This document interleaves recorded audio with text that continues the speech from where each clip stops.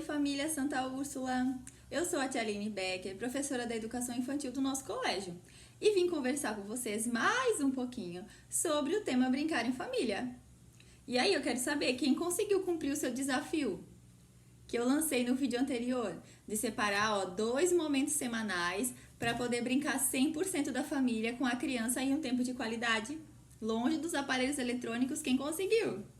Eu sempre falo da gente manter esses momentos de qualidade longe do aparelho celular ou da televisão, porque não que a gente não possa ter momentos em família na presença deles também, mas porque como pessoa e criança e filha que vivenciou todos os tipos de memória afetiva, de brincadeiras e momentos em família, como eu vivenciei, e eu tenho essa lembrança, e essas lembranças elas devem ser o mais variadas que a gente possa proporcionar aos nossos filhos. Então, a gente pode sim proporcionar momentos que a gente esteja com a televisão, assistindo um filme, fazendo um jogo eletrônico, alguma brincadeira que envolva alguma música.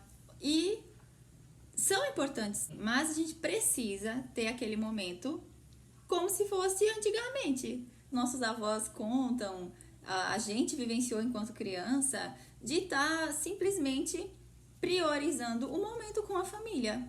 Às vezes tocando um violão, né? Às vezes sentado para conversar em roda, como se fosse num dia que falta energia. Quando falta energia, a gente se obriga a ficar sem aparelhos eletrônicos, reunidos em uma peça só, né? Ou com a lanterna do celular, se ainda tiver bateria, ou com uma vela acesa. E acaba isso nos obrigando a vivenciar momentos sem interferência eletrônica nem tecnológica naquele momento. E é muito importante que a gente proporcione aos nossos filhos todo tipo de memória, de brincadeiras em família, que vão se tornar memórias afetivas, então que sejam bem variadas. E hoje eu vim sugerir mais um tipo de brincadeira que a gente pode fazer com os nossos filhos em casa, que são os jogos. Jogos e brincadeiras com regras. Então, a gente pode usar para aquelas crianças que são maiorzinhas, por volta de 4 a 5 anos, que já conseguem entender a regra de alguns jogos que são comuns à vivência, como tabuleiro, memória, jogo de ludo, dominó.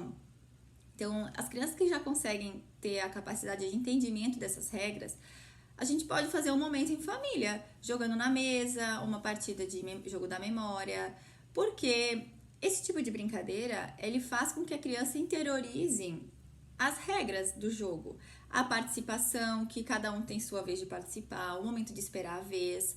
A gente pode envolver a família com uma série de jogos. Jogo de carta, a gente pode fazer a noite do carteado. Tem tantos jogos de carta que tem uma regra simples, como o pife, por exemplo, né? Que tem que juntar o trio de cartinhas que sejam do mesmo naipe ou que tenham uma sequência numérica. E a gente já trabalha nesses jogos uma série de conteúdos e de habilidades que são muito importantes para o desenvolvimento como um todo da nossa criança. A gente pode trabalhar também o jogo de xadrez, que desenvolve tanto o raciocínio lógico, não só pelo fato de ter que elaborar as jogadas, mas pelo simples fato da criança entender que cada peça do xadrez tem uma forma de andar, de avançar no tabuleiro. Então são jogos que são muito ricos nessas habilidades que a gente tem como desenvolver a partir do momento que a gente se envolve, né, com a família nesse tipo de brincadeira e de jogos. Eu tenho uma memória afetiva muito forte em relação aos jogos de carta, a esse tipo de jogo de tabuleiro, com os nossos veraneios, porque quando a gente ia para casa de praia e como não tinha outra opção em dia de chuva, por exemplo, que não dava para ir para praia nem passear na rua, a gente jogava. Então, carta, não existia Wi-Fi ainda. Isso realmente era um ponto muito positivo para poder acessar qualquer tipo de rede social. Tinha que ir até a Lan House.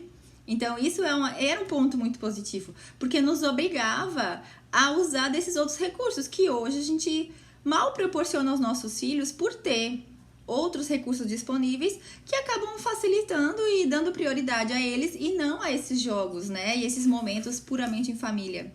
E aquelas crianças que não têm essa condição ainda, crianças muito pequenas, que são a faixa etária da minha turma, no colégio, da idade do meu filho, até 3 anos, eles não têm muito entendimento ainda, A gente pode criar brincadeiras que tenham as próprias regras e que façam com que eles aprendam a esperar a vez. A gente sabe que as crianças até 3 anos, elas testam muitos limites, porque é a fase do egocentrismo, de achar que a sua vontade é o que vale. Então eu vejo que muitos pais têm essa dificuldade. Quando a gente conversa, né, durante até as próprias aulinhas online e as atividades que a gente tem proposto para completar a aprendizagem, para complementar, que as crianças muitas vezes querem fazer do seu jeito e não da forma como o pai está explicando que é, né? Porque nas videoaulas a gente explica, mas tem atividade que a gente passa escrita para os pais fazerem. E nessas atividades os pais têm relatado que algumas crianças têm essa dificuldade. Então, se a gente inserir algumas brincadeiras que tenham regras, a gente vai ajudar o nosso filho a desenvolver a aprendizagem de uma forma global, sendo também a parte social da brincadeira e do jogo, porque o jogo tem uma grande parte social, que é o se colocar no lugar do outro, é saber esperar a sua vez de participar, é saber perder. Então, por que a gente não pode criar um jogo com as próprias regras dentro da nossa família? Então, a gente reserva aquele tempo de qualidade dentro da nossa família, dentro da nossa rotina, e vamos criar uma brincadeira. Por exemplo, uma brincadeira de recreação. Criança pequena, criança sempre gosta que envolva movimento, mas as crianças até 3 anos, elas gostam ainda mais. Eu estou enfatizando até 3 anos porque a gente sabe que as crianças maiorzinhas, como elas já entendem melhor as regras, é mais fácil de jogar os jogos comuns, mas elas também estão sendo contempladas nessa sugestão. Então, a gente pode criar uma brincadeira de recreação que envolva o movimento, que envolva equilíbrio, coordenação motora. A gente pode fazer uma ponte usando um lençol, e nesse lençol não pode pisar fora dele, porque senão é um lago que tem um perigo muito grande. Objetos que a gente pode separar, eles podem levar os objetos até o outro lado da ponte, cada um na sua vez. Cada um leva um objeto, o papai vai levar um objeto, o papai vai lá, se equilibra para não cair no lago, cuidado, tem um tubarão, é uma ponte por cima do mar. A gente inventa os personagens que podem participar dessa brincadeira imaginária. Então, levou até lá, muito bem. Quando a criança é um pouco resistente, porque ela não entendeu ainda como é a brincadeira, a gente precisa fazer aquela primeira parte, que enquanto professora é o que eu faço na escola. Então, é o que a gente faz, nosso trabalho pedagógico, a gente propõe aquela brincadeira para a criança e a gente faz a primeira parte, que é para a criança visualizar. E assim que o papai e a mamãe fizerem em casa, reproduzindo essa brincadeira, adaptando para a família, que é o que eu faço também com a minha família, porque desde cedo que a gente faz esse tipo de brincadeira com regras para tentar introduzir esse tipo de atividade dentro da família, que geralmente é mais comum à escola, né? E como eu tenho os 2 papéis, eu tenho feito isso desde sempre com o meu filho pequenininho. Então, a gente faz primeiro faz o papai. Parabéns, papai, o papai conseguiu passar a ponte e não caiu no lago. Levou o objeto. Dá pra gente inserir alguns conteúdos nessa brincadeira. O objeto amarelo, muito bem, papai, agora é a vez da mamãe. Que é pra criança se sentir motivada a participar daquela brincadeira. Porque a gente sabe que às vezes a gente propõe uma brincadeira em casa e a criança não quer participar. Então, a gente fazendo enquanto família, para ilustrar como é aquela regra que nós criamos, faz com que a criança se sinta motivada a participar e se envolver naquela brincadeira que toda a família está participando. Assim como essa, a gente pode usar a nossa criatividade para fazer brincadeiras que tenham regras e que envolvam movimentos dentro de casa, que podem ser feitas no corredor, por exemplo, da casa, né? Não precisamos de um pátio grande para fazer isso. Quem mora em apartamento, que tem um espaço limitado, também pode fazer. Então, a gente pode marcar o chão. Uma brincadeira que eles gostam muito é que envolva movimentos de pular, de arremessar. Nós podemos fazer uma brincadeira de derrubar lata. Todo mundo tem algum tipo de lata em casa, de garrafa, que a gente possa empilhar. Vamos treinar a nossa mira. Isso é importante, a criança ter esse movimento de arremessar. A gente inclui nessas brincadeiras da família brincadeiras que tenham esse tipo de movimento. Então, vamos derrubar primeiro, vai a vez do papai. O papai tem uma boa mira, vai papai, joga a bola. Aí o papai joga a bola. Se a criança quiser ficar jogando, não, tem que esperar a vez, ó. É a vez do papai. O papai jogou, viva! Agora já é a sua vez. Então, se a gente percebe às vezes que a criança está muito ansiosa para participar, porque eu percebo que alguns pais comentam isso.